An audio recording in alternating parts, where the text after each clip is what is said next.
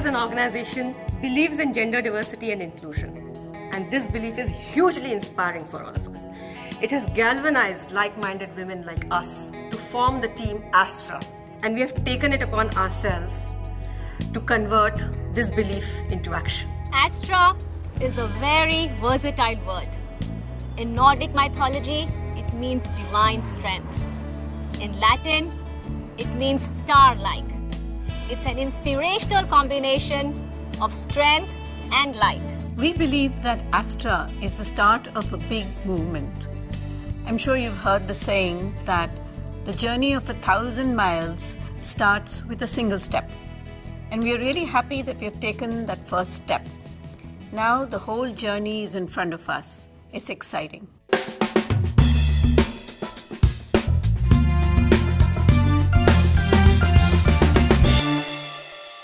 According to me, women should not be given special opportunities. What women want is equal opportunities. Gender diversity is not about including women for their gender. It's about not excluding them. It's about not having a mindset which says men are from Mars and women are from Venus. It's about a mindset which says we are all from planet Earth and we are all equal. To me, that is the main essence. While it's true to say that the success of a professional is measured in terms of money, but the rule should be very simple. For a job done equally well, there should be no distinction between men and women. The pay should be equal for both.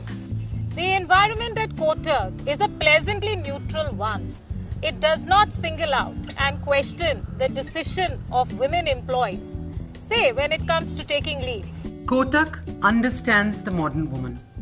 It's a great thing and a rare thing.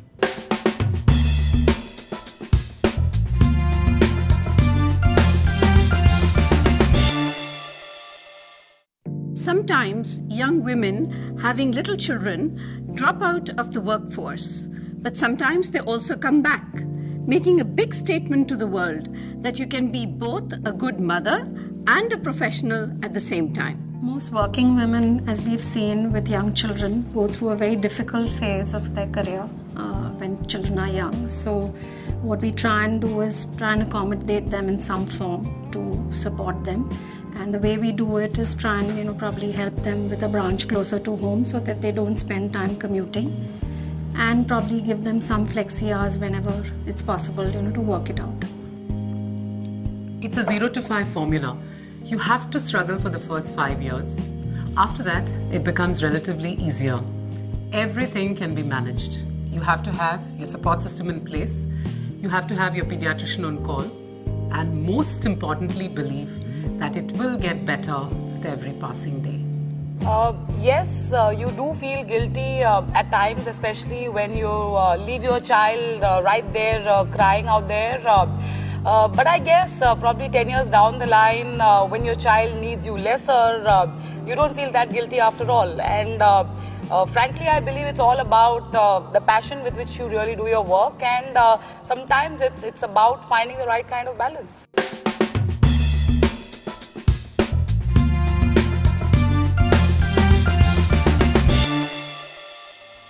It's important for us to be able to strike a work-life balance, and that's true both for men and women.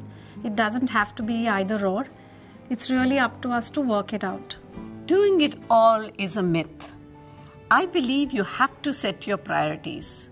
You have to choose what you want to do and what you should do, and then you'll be at peace.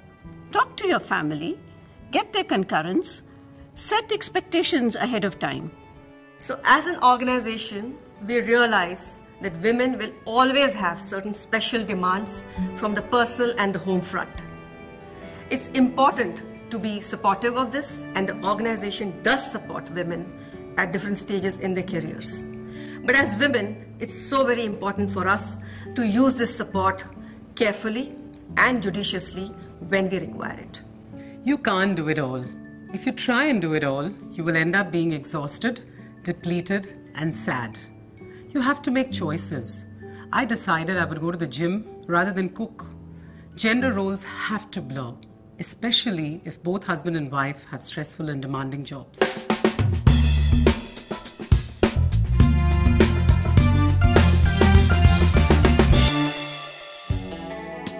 There is proven research that indicates that gender diverse organizations are more creative, more innovative, and more profitable. Women often have different leadership styles that make them more effective in certain roles. For example, in roles that require more collaborations, especially across diverse cultures. According to me, most CEOs and top management realize the benefits of gender diversity and are committed to it. Unfortunately, it does not percolate down to lower levels and it does not translate into actions. So India manufacturing today is pretty much an old boys network. Indian banking, however, has many women in the corner room. We have to keep that up. And what we need to provide is an encouraging environment, an environment where men support women, and most important, where women support women. So it makes immense business sense to have a balance between the male and the female workforce, which means senior women must mentor their juniors to ensure that they don't drop off and disrupt this balance. Women bring new perspectives to business. I think probably it's very natural of them because they do this multiple juggling act. And I think therefore they're able to challenge status quo, and probably that gives you fresh perspectives into the business.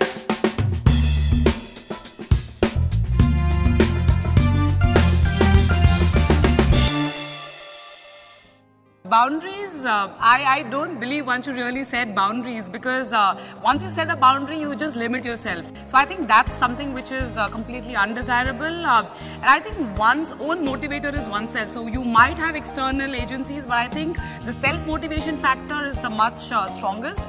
And I think that is what will ensure that you just keep moving along. I don't think anything can ever stop you. Nothing ever. It's important to, find a role model, because then you can achieve the impossible. My first role model was actually my mom. She balanced everything beautifully, be it the work life, be it the personal life. I really owe all my achievements as a woman to her. She always told me, right from the 8th standard probably, she told me, stay focused on getting things right. It may not be 100% right. That's okay. And she always told me, you want to stay motivated, stay happy. So once you've made a choice to be a working woman, give it 100%. This may mean that you may have to make personal compromises. But it's a choice at the end of the day. And we need to learn how to stand by it. You've heard of the glass ceiling? It's your imagination. Actually, the sky is the limit. And once you truly believe that, a whole world of new opportunities will open up to you. Pass on all the encouragement and inspiration you have received. Find someone to mentor, guide, and motivate. Only then can this truly become a movement. Gender diversity and inclusion should not be mere words.